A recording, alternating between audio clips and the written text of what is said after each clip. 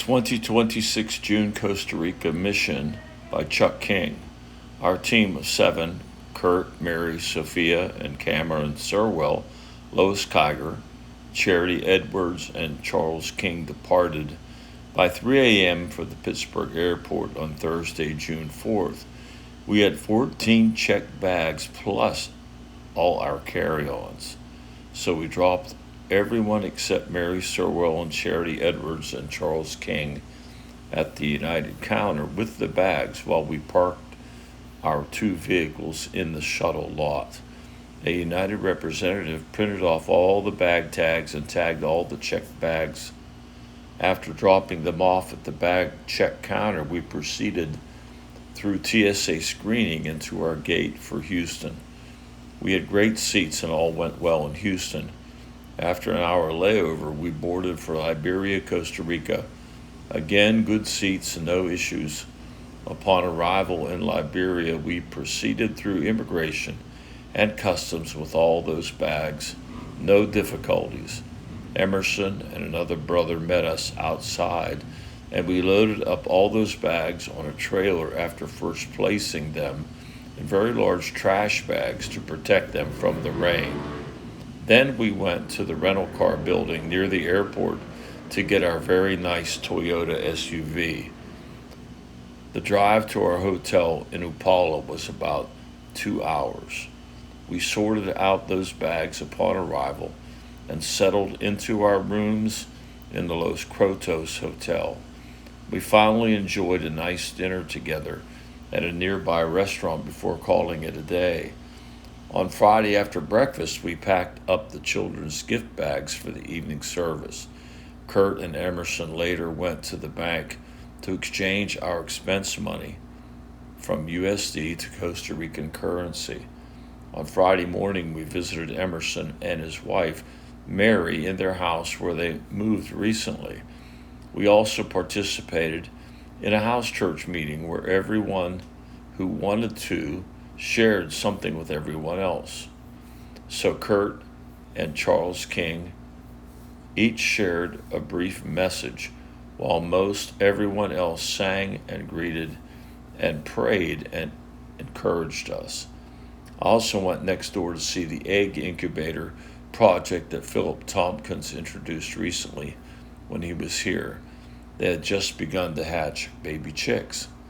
On Friday evening, we held the first children's ministry at a simple meeting place near Emerson Mito's home. The team worked hard in unity to serve the 30 or so children who attended with a puppet show, teachings and testimonies about sin and forgiveness in Jesus Christ, children's songs and dance, and a preaching message from John 3 about choosing to walk in his light or refusing him and choosing darkness. Nearly everyone stood to deny themselves, believe Jesus, and commit to being his disciples to obey him by grace. Afterwards, every child received a backpack with multiple small gifts inside. Finally, a meal was served to all through Simpson Church's generosity. On Saturday, we didn't have a morning ministry, so we rested after breakfast. The team did prepare more gift bags for the children in the morning. Then we had lunch together at the nice restaurant around the corner from our hotel. We prepared for our 4 p.m. departure to go to the evening service in another place about 60 minutes away from our hotel. The program was the same as the night before, except that a demonstration of David and Goliath replaced the iodine water teaching. All went well. After we preached about the woman at the well, many, especially most of the 50 or so children in attendance, stood to commit themselves to being sold-out disciples of Jesus Christ. However, many of the 20 or more adults there did not respond to receive the message. The gift bags for the children and good food for all were appreciated that Simpson Church supplied. On Sunday morning, we ministered in Emerson Mito's church about 20 minutes from the hotel. After praise and worship and the introduction of the team, Kurt Serwell preached a good word about the temptation of Jesus Christ by the devil. He shared 3 important summaries of those temptations, and how Jesus overcame them all. We need to follow his example to be overcomers in this world. Afterwards, I preached on the last enemy. Death is certain, but it is our final enemy. Jesus' resurrection is also our hope of our own resurrection. Let us realize that the Father's plan is glorious for every disciple, yet terrifying for unbelieving people. Let us use our lives on earth to fulfill the Great Commission. Everyone responded to both messages by standing to become the victorious church. Then we shared the bread and the cup together. I preached about the Passover tradition that Jesus transformed into the Lord's Supper. The Jewish people looked back to their deliverance from the death angel and from Egypt, and forward to the coming of the Messiah. They ate a full meal together. Jesus shared a full meal with his disciples as he commanded them to remember his sacrifice on the cross until he returns by receiving the bread and the cup. So we also must look back as well as forward when we celebrate communion together, looking forward to the marriage supper of the Lamb with King Jesus. Everyone enjoyed a good meal courtesy of Simpson Church. The team members also worked hard afterwards to wash and dry dishes and shared many gifts with those in attendance. On Sunday evening, we returned to Emerson Mito's church for the children's ministry. Everything went very well. At the end, I preached on 1 John 1:5-10. We called everyone to come into the light of his presence, to confess our sins, to be forgiven and cleansed of all our offenses toward the Lord. He knows everything we have done, and if we deny our sins, not only are we lying, but we are also calling him a liar. Everyone stood to come to the light, to confess our sins, to be restored. The team provided gift bags for the children and meals for everyone provided by Simpson Church. On Monday after breakfast, the team enjoyed a morning visit near a volcano in a tourist area.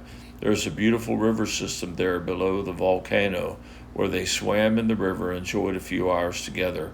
I stayed back at the hotel and rested and caught up on my reading and my reports. Monday evening, we went to a house church meeting about half hour or so away from the hotel. We repeated the children's program and teachings. Every one of the about 40 children, teens, and about 20 additional adults stood to become disciples who live by faith and confess Jesus Christ as Lord. Then all the children received the gift bag, and everyone was served a meal courtesy of Simpson Church. Sports balls and sets of spin art and other miscellaneous gifts were also distributed for the house churches.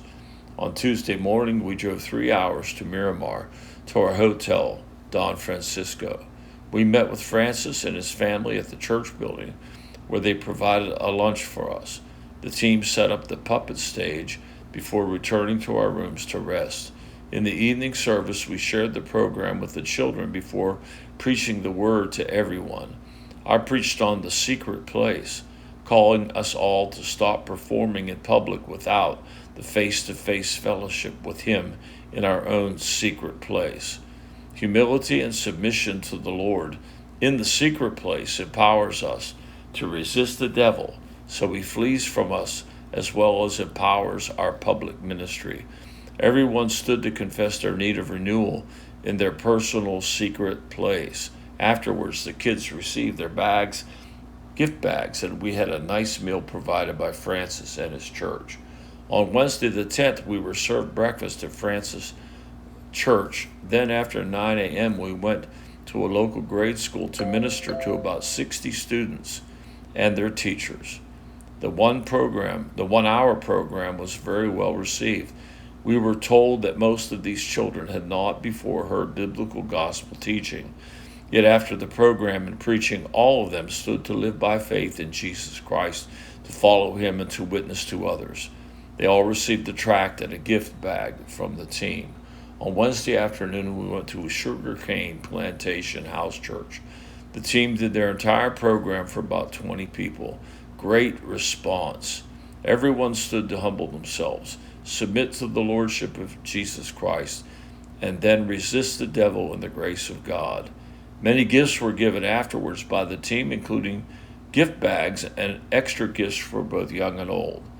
On Wednesday evening, we ministered in our hotel owner's church. Randall and Anna have been very good to us over the years that we have stayed in Miramar.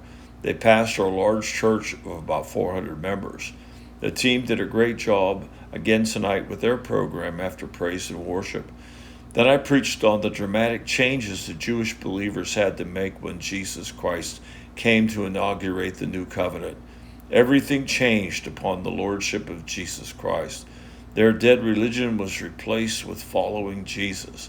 Young and old stood to receive the message to return to the New Testament church pattern and away from the teachings of men. Everyone responded. Then all the young people received the gift bag. On Thursday morning, we drove into the hills to minister at a small elementary school. The team completed the ministry in an hour. The small group of about 25 children and their teacher enjoyed the presentation very much. All the school children stood to make their commitment to follow Jesus Christ as his disciple, not for religious or traditional reasons. They all received gift bags. On Thursday, we had the final ministry in the afternoon in a very poor slum outside Miramar, about 25 minutes. We met in an outdoor lot Francis's church has permission to use to serve this poor community. The entire program was performed by the team. After the message that we preached about living water, the great majority of both the 25 young people and the 40 adults in attendance came forward to follow Jesus Christ. Every child received gifts, and snacks were also provided. On Thursday evening, we had a wonderful surprise gathering at Francis's Fellowship Hall. We were there to gather for pizza with the church leaders, but they surprised us with a special, very moving foot washing service after a time of worship and a good message from Kurt Sirwell, where the church leaders washed the feet of every team member. It was glorious. Then we enjoyed pizza together and loved on one another. It was very special, and they presented each of us with multiple gifts. On Friday, we had the day off. I stayed after breakfast at my hotel room. The others went to the beach for several hours before returning to the hotel to get ready for our 5 p.m. departure for San Jose Airport. We are scheduled to return home on Saturday afternoon to Pittsburgh. Thank you for your prayers and offerings that send us to the nations. Love and blessings, Chuck King, Frontier Harvest Ministries of Ford City, Pennsylvania.